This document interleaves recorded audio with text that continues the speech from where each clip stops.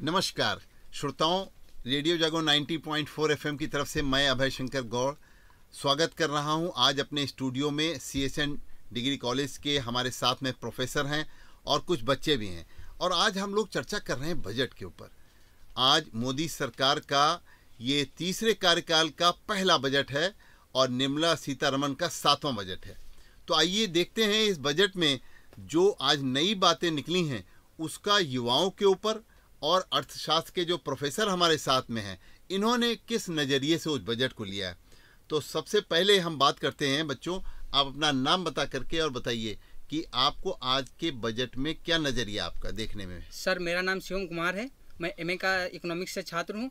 Sir आज के budget में जो हमको प्रक्रियाएं मिली हैं, जैसे सर अभी तक हम लोग इंटर्नशिप करने के लिए कोर्स कर लेते थे, उसके बाद इंटर्नशिप करने के लिए इधर उधर भटकते थे, लेकिन इस बजट में सरकार ने 500 बड़ी फैक्ट्रियों में हम लोगों को इंटर्नशिप करने के लिए अवसर प्रदान किया है और हर मंथ 5,000 रुपये हमको वेतन भी मिलेगा और अगर हमारा एक्सपीरियंस उनको अच्छा लगता है तो अच्छे पोस्ट पर भी हमको अफेयर कर सकते। तो ये अप्रेंटिस वाली बात जो आज बजट में आई ये युवाओं को बहुत भा रही है। तो आप बताइए आपको इसमें और नई बात क्या है, इसको छोड़ करके खेती किसानी आपके घर में होती है तो आपको कैसा लगा अगर उस नज़रिए से आप देखें।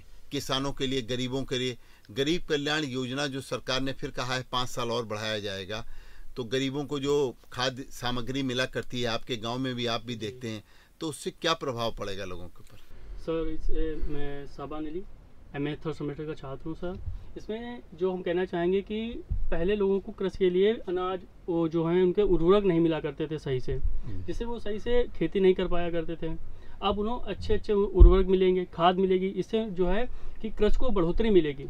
कृषि में जब योगदान बढ़ेगा सर, जब कृषि में कृषि उत्पादकता बढ़ेगी सर, जिससे हमें जो रॉ मटेरियल है सर इंडस्ट्री को अधिक प्राप्त होगा, जिससे ये कहा जा सकता है सर कि इंडस्ट्री ग्रोथ करेगी सर, जिससे इंडिया भी ग्रोथ कर सकता है। इसलिए ये बजट सर एक सकारात्मक बजट हो सकता है। सर आप अपना नाम बता के बताइए कि जो उत्पादकता है जब देश की बढ़ती है तो देश की अर्थव्यवस्था बढ़ती है। जी बिल्कुल।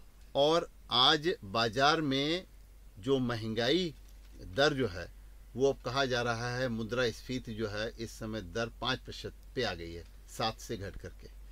तो आपको क्या लग रहा है ये उत्पादकता जो देश में बढ़ रही है उसकी वजह से इन्फ्लेशन रेट कम हो रहा है, और आज के इस बजट से आपको क्या लग रहा है कि ये इन्फ्लेशन रेट आपको बढ़ता हुआ दिखलाई पड़ रहा है इस बजट से या घटता हुआ दिखलाई पड़ रहा है। सचिन सिंह, सही बात है कि उत्पादकता बढ़ने से देश में इन्फ्लेशन में कमी आती है। जितना ज़्यादा प्रोडक्शन लेवल हाई होगा तो जाहिर सी बात है कि इन्फ्लेशन कम होगा, क्योंकि इन्फ्लेशन महंगाई एक बहुत बड़ी चुनौती है आज के समय में। क्योंकि पिछले काफ़ी समय में हम देख रहे हैं कि महंगाई बहुत ही ऊपर, चाहे वो रोजगार के क्षेत्र में हो, चाहे वो खाद्यान्न के क्षेत्र में हो। लेकिन आज अगर हम देखें तो धीरे धीरे करके महंगाई, क्योंकि सरकार ने, मैंने अभी कुछ थोड़ी देर पहले बात की, तमाम तरह की क्लस्टर बना रही है और ये जो इंफ्रास्ट्रक्चर क्रिएट कर रही है, तो जितनी तेज़ी से आवागमन यानी परिवहन का मार्ग तेज होगा उतनी तेज़ी से हम सप्लाई करेंगे। एग्जाम्पल के लिए बताऊँगा, आज टमाटर के दाम 80-100 रुपये पहुँच गए हैं।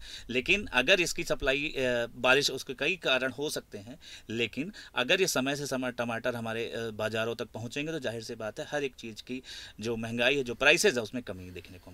तो आप सीएसएन कॉलेज में स्टूडेंट हैं, आप बीए कर रहे हैं, एमए फर्स्ट सेमेस्टर में हैं।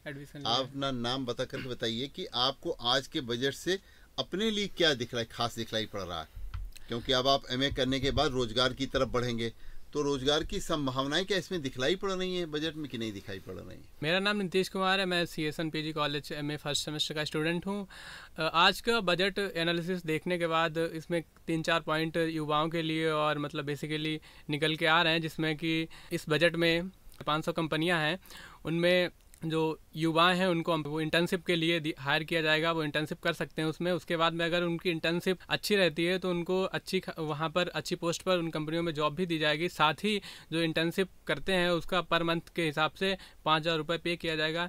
इसके साथ ही गवर्नमेंट ने जो बजट पेश किया इसमें एमएसएमई के लिए जो आप बिना गारंटी के लिए लोन ले सकते हैं वो 10 लाख से बढ़ाकर 20 लाख कर दिया है। तो उससे भी आप स्वरोजगार के लिए अपना मतलब जो देश का युवा है वो विकसित होगा। इसके साथ ही जो इन्फ्लेशन काफ़ी बढ़ जाता है, तो इसके लिए अभी इस बजट में 12 इंडस्ट्रियल कॉरिडोर जो बनने हैं उनके लिए घोषणा की गई है। तो अगर ये इंडस्ट्रियल 12 कॉरिडोर बन जाते हैं तो इससे जो ट्रांसपोर्टेशन कॉस्ट है वो कम हो जाएगी, जिससे इन्फ्लेशन जाहिर सी बात है कम होगा।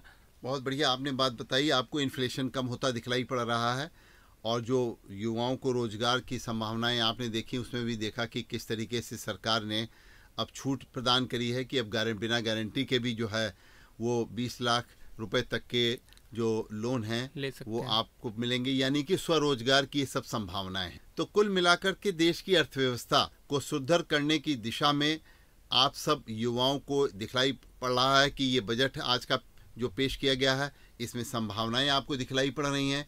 और आज आप रेडियो जागो 90.4 FM में आए आप सब, और आपने अपने अपने बजट के ऊपर प्रतिक्रियाएं और नए विचार व्यक्त किए। इसके लिए रेडियो जागो 90.4 FM की ओर से मैं अभय शंकर गौड़ आपको सबका स्वागत करता हूँ। Thank you sir.